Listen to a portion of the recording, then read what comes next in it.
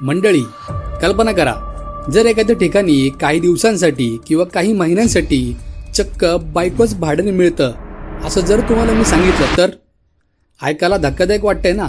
पण भारतातील काही भागांमध्ये अशी एक विचित्र आणि अस्वस्थ करणारी प्रथा प्रत्यक्षात अस्तित्वात आहे. या प्रथेचं नाव आहे धडी प्रथा. या प्रथेमध्ये एखादी स्त्री ठराविक कालावधीसाठी एका पुरुषासोबत राहण्याचा करार करते. त्या काळात ती त्या पुरुषासोबत पत्नीप्रमाणे राहते, पण हा करार कायमस्वरूपी नसतो, तात्पुरता असतो. पण इथेच अनेक धक्कादायक प्रश्न निर्माण होतात. या करारामध्ये सहभागी होणाऱ्या स्त्रिया नेमके कोण असतात? लोक कशासाठी अशा प्रकारचे बायका भाड्याने घेतात? आणि सर्वात धक्कादायक म्हणजे अनेक वेळा या स्त्रियाच्या स्वतःच्या घरातलीच लोक त्यांना या प्रथेसाठी प्रवृत्त करतात. मग प्रश्न पडतो की इतकं सगळं उघडपणे होत असताना प्रशासन का कारवाई करत नाही? या व्हिडिओमध्ये आपण या सर्व प्रश्नांची उत्तरच जाणून घेणार आहोत. तर नमस्कार, स्वागत आहे आपल्या रापचिक व्हिडिओमध्ये. मध्य प्रदेशातील शिवपूर जिल्हा आणि आसपासच्या ग्रामीण भागामध्ये वर्षानुवर्ष चालत आलेली धडीची प्रथा, जी आजही या ठिकाणी दिसून येते.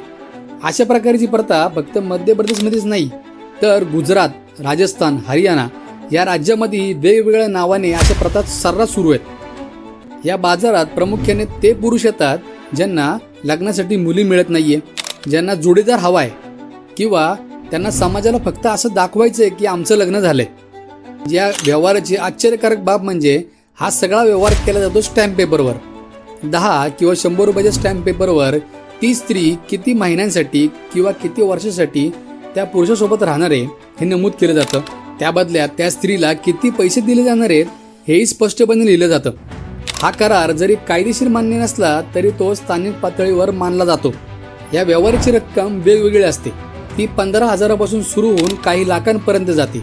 ही रक्कम ठरती त्या महिलेचं वय, तिचं सौंदर्य आणि तिचा त्या कराराचा कालावधी किती आहे ह्याच्यावर. याची माहिती काढताना आम्हाला अजून एक गोष्ट कळाली. मुलीचं वय जितकं कमी तितकंच तिची किंमत जास्त. त्यामुळे गरीब कुटुंबावर पैशाचा दबाव येतो आणि जास्त पैसे मिळावेत या आशेने त्या मुलीचे पालकच तिला अधिक आकर्षक दिसण्यासाठी विविध औषधं आणि उपचार देतात. अशी धक्कादायक माहिती सामाजिक माध्यमात नमूद आहेत. या संपूर्ण व्यवहारामध्ये सगळ्यात मोठा रोल असतो तो दलालाचा. हा दलाल काय करतो तर गावोगावी फिरून अशा कुटुंबांना हेरतो जे आर्थिकदृष्ट्या कमकुवत आहेत आणि ज्यांना पैशाची नितांत गरज आहे. त्यांना तो या व्यवहारासाठी तयार करतो. मग बाहेरून येणाऱ्या ग्राहकांना संपर्क साधतो आणि हे संपूर्ण व्यवहार घडवून आणतो. पण या व्यवहारातून मिळणाऱ्या पैशापैकी मोठा हिस्सा दलाल स्वतःकडे ठेवतो, तर खूप कमी हिस्सा त्या महिलेच्या वाट्याला येतो. अनेक वेळा परिस्थिती इतकी गंभीर बनते की एकाच महिलेचा व्यवहार एका वर्षात 2-3 पुरुषांसोबत केला जातो. म्हणजेच ती स्त्री एका व्यक्तीकडून दुसऱ्या व्यक्तीकडे अगदी वस्तूसारखे जाते. याच्यावरून त्या स्त्रीचं शारीरिक आणि मानसिक आरोग्यावर काय परिणाम पडत असेल याची कल्पना न केलीच बरी. धडीच्या प्रथेमध्ये केवळ अविवाहित महिला असतात असं नाही बरं का, तर अनेक वेळा विवाहित महिलांनाही या व्यवहाराचा भाग बनवलं जातं. जर एखाद्या महिलेचा नवरा आर्थिकदृष्ट्या कमकुवत असेल किंवा त्याला पैशाची नितांत गरज आहे किंवा अन्य कोणत्याही कारणासाठी तो स्वतःच्या पत्नीला ठराविक काळासाठी दुसऱ्या पुरुषाकडे भाड्याने देतो आणि त्या करारावर स्वतः सही करतो.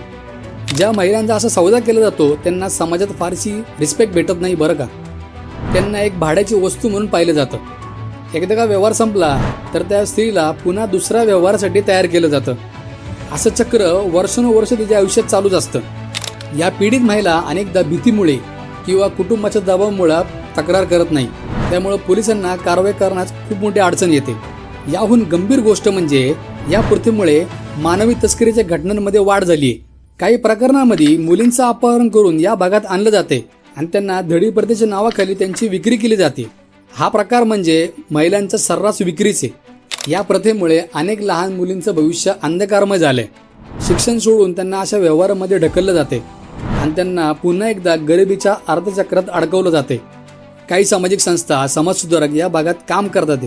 तेथील महिलांना स्वावलंबी बनवणं, शिक्षणाचं महत्त्व पटवून देणं ह्या समस्येवरचा महत्त्वाचा उपाय मानला जातोय. काही गावांमध्ये हळूहळू जनजागृती होती. काही तरुणही या प्रथेविरुद्ध आवाज उठवतात, पण ही संख्या अजूनही कमीच आहे. आम्हाला असं वाटतं की ही प्रथा संपवायची असेल तर लोकांची मानसिकता बदलणं आणि कायद्याची भीती निर्माण करणं अत्यंत आवश्यक आहे. आपल्या देशात जिथे महिलांना देवीचं रूप मानलं जातं तिथेच अशा प्रकारच्या प्रथा असणं हीच खरं दुर्दैवाची गोष्ट आहे. दडीची प्रथा ही केवळ शिवपुरीची समस्या नाही, तर ती आपल्या संपूर्ण समाजापुढे असलेलं एक मोठं आव्हान आहे. आज या व्हिडिओचा उद्देश केवळ माहिती सांगणं नाही, तर या विषयावर जनजागृती करणं हे देखील आहे. तर मित्रांनो, तुम्हाला या प्रथेबद्दल ऐकून काय वाटलं? तुमच्या मते प्रशासनाने यावर आणखी काय उपाययोजना केल्या पाहिजेत हे आम्हाला कमेंट बॉक्समध्ये नक्की सांगा. आणि अशाच माहितीपूर्ण व्हिडिओसाठी रापचिकला सबस्क्राईब आणि इंस्टाग्रामवर फॉलो करायला विसरू नका.